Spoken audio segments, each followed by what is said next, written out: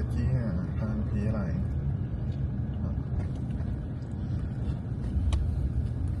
นี่กะโอเคเลยทาง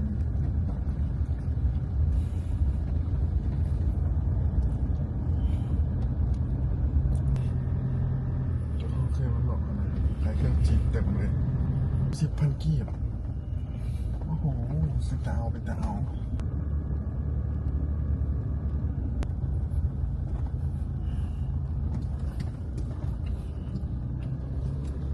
เขื่อนพันเจริญคำ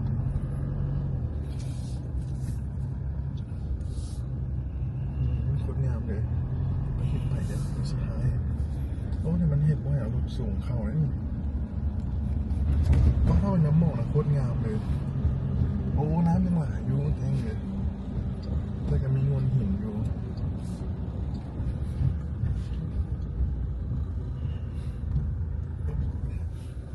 นี่เขาชิมาบอลอินเตอร์โซนนี่เลยนี่คนเลยมันมีอันว่าเป็นท่านอาหารเข้าใจเด้อหันแหละเข้ามาแบบขวานี่นะจึงมันต้องโค้งกันไปกลับมาอ้าวชิมซื้อแบบเกียงเอ้าเนาะข้ามพวนปลาโฮแฮมนี่มีอันนี้มีมืออยากมือหูหัวใจ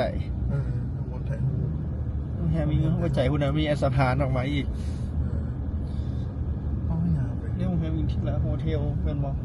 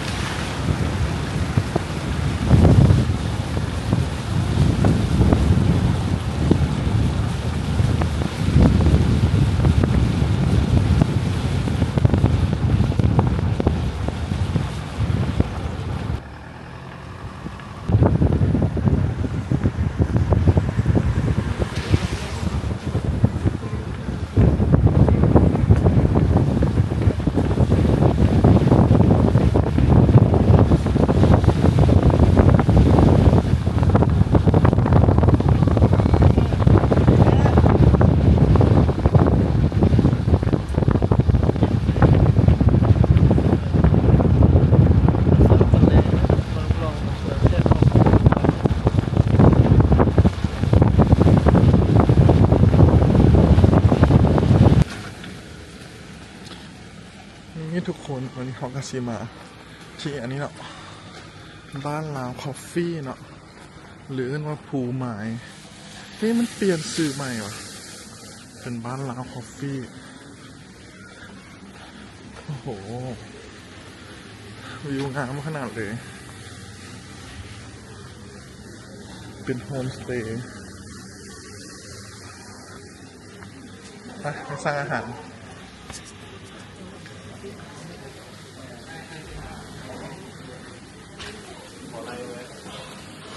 อย่างนี้ค่อยเอาลาเต้ซะลาเต้เย็นได้ลาเต้เย็น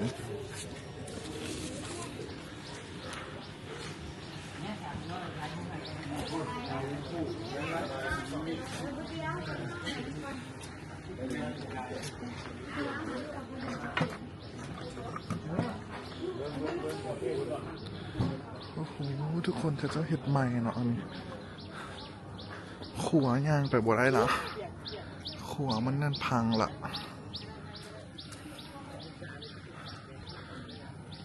น้ำขนาดเลย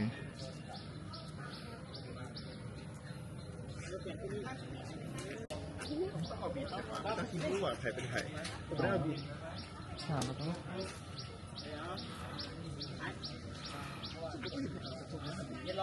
แล้วก็คือคนนี่แหละ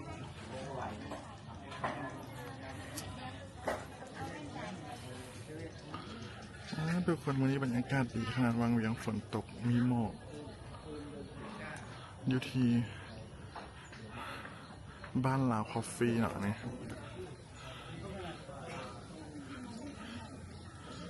โอ้บรรยากาศงามขนาดเลย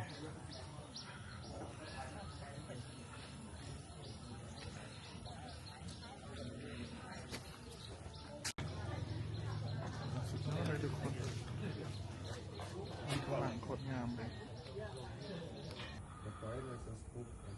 ist ja, auch mal. Schreibung E24 Version 2025 ist nice. Naja, Bestellbescheid auch. Willst du jetzt das bestellen? Am Abend. Auch mal. ทุกคนยามแรงวันเสาร์เนาะอยู่โรงแรมแซนรีสอร์ทเงียบสงบดีเนาะตอนนี้ก็เป็นเวลาถึงโมงละ5:30เนาะ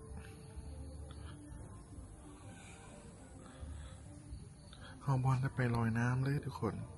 แล้วเดี๋ยวจ้อยก็จะเตรียมต่อไปงานเลี้ยงปีใหม่ของแผนก IT JDB แล้วเนาะอากาศดีขนาดเลยค่ะขนาดเลย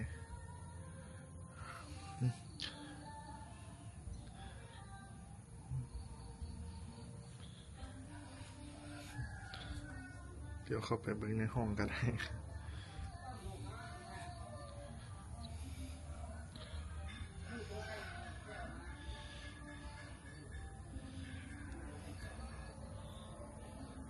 นี่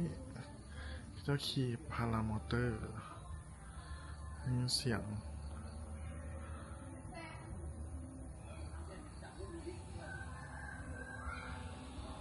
สปอนเซอร์ใหญ่อันนี้มันประกอบนะและยังมีอันสปอนเซอร์ใหญ่ต่อไปเดี๋ยวจะคอยขอสนับสนุนให้มาผู้ใดที่มาเป็นกรรมการได้ขันมั้ยผู้ใดคุณละวันต้องให้หัวหน้าที่หัวหน้าคะแนนครัวหรือต้องให้หัวหน้าส่วนสปอนเซอร์ไปเลยเนาะให้สปอนเซอร์ไปเลยเนาะ2 คนไอ้2ก็มาไอ้2ก็ไม่ขันมาเนาะขอครบก่อนมาดูขอสีเริ่มจากรางวัล50,000ก่อนนะ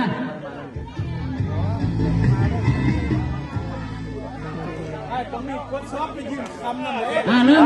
1 2 3มาสตาร์ทกดซอฟนั่นไหนกดซอฟก็เป็นปุ่มไหน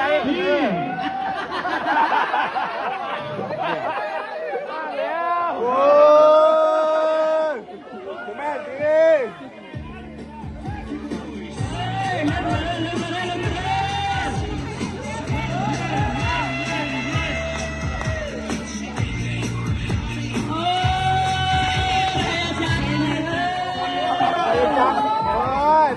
เปิดแรก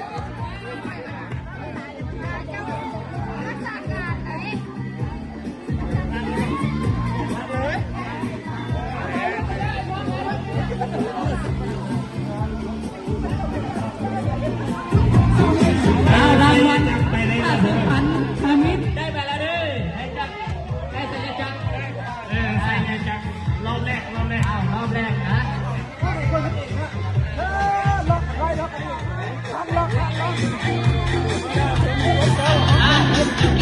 ต้องไปเด้อ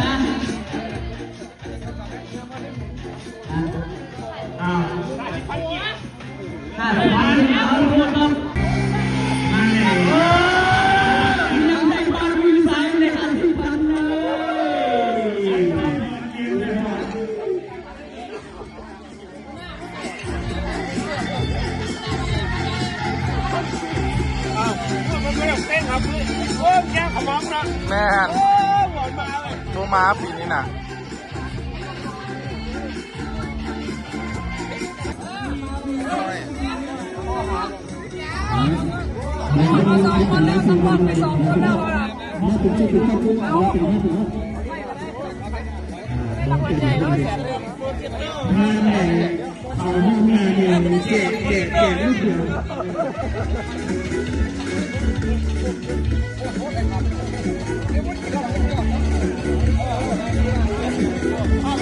มาก็คือเท้านะสอนเพชรจันทร์สีบอกทีเจ้าของเอาว่าเล่นเอาไปทำไม่เริ่มเลยเนี่ยหมุนไม่พวกเกี่ยวเองประเดี๋ยวเราบอกแล้วประเดี๋ยวต่อไปหมุนไม่เริ่มเป็นตาเลยเพราะว่าจะส่งให้เองคุณมาเอาไงผู้ที่ได้ก็คือนี่กันตาวินาจันทร์ไปยืนยอดหมาโอ้ดีโอ้ถ้าหลังว่า100,000แล้วโอ้น้ำสี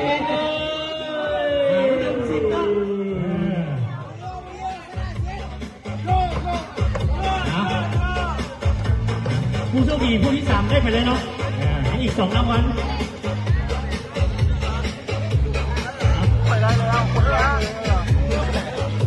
รางวัลเซนเกมมีอยู่หน้าเวทีเลยเอามาลุ้นน้ำกันนะผู้โชคดีผู้ที่ 4จะมีเลยพวกพี่นะแล้วก็ผู้อันดับต่อไป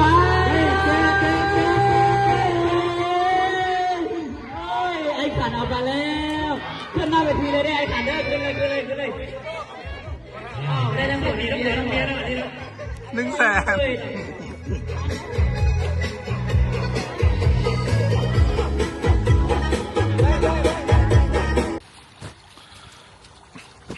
ทุกคนเช้าวันอาทิตย์เนาะที่บางเวียงอากาศสดใสดีขนาดเลยสระว่ายน้ำก็เป็นตะลอยขนาด ที่โรงแรมแซนรีสอร์ทเนาะมื้อนี้มีแดดมื้อนี้บ่มีฝนต่างจากเมื่อวานนี้จะฝนตกเนาะส่วนมื้อนี้บ่มีฝนฟ้าแดดแต่เช้าไหน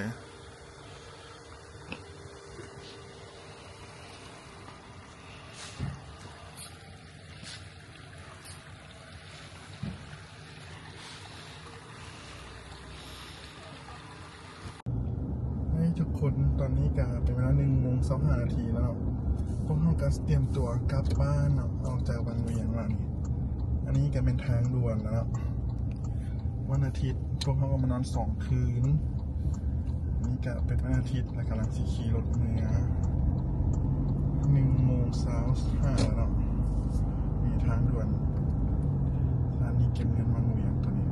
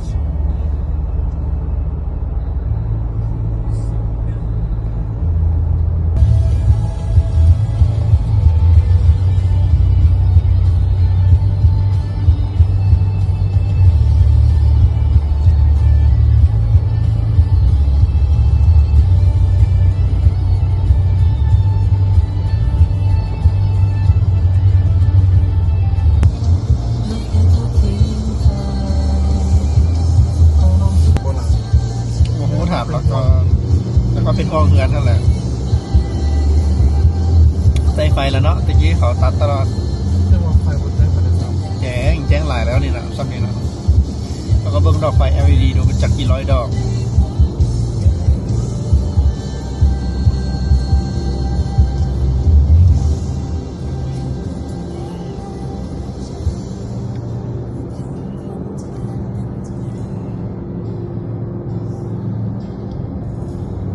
เป็นกิโลที่วันนั้น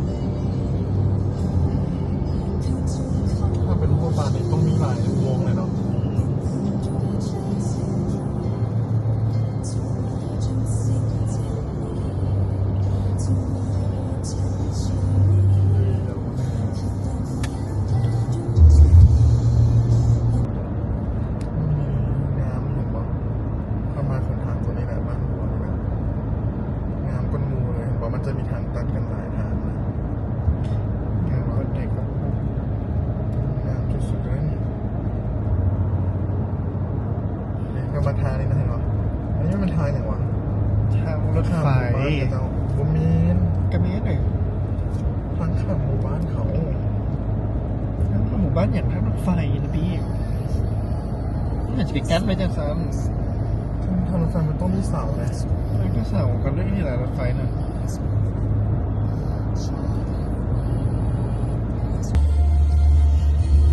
นี่ทุกคนตอนนี้เวลา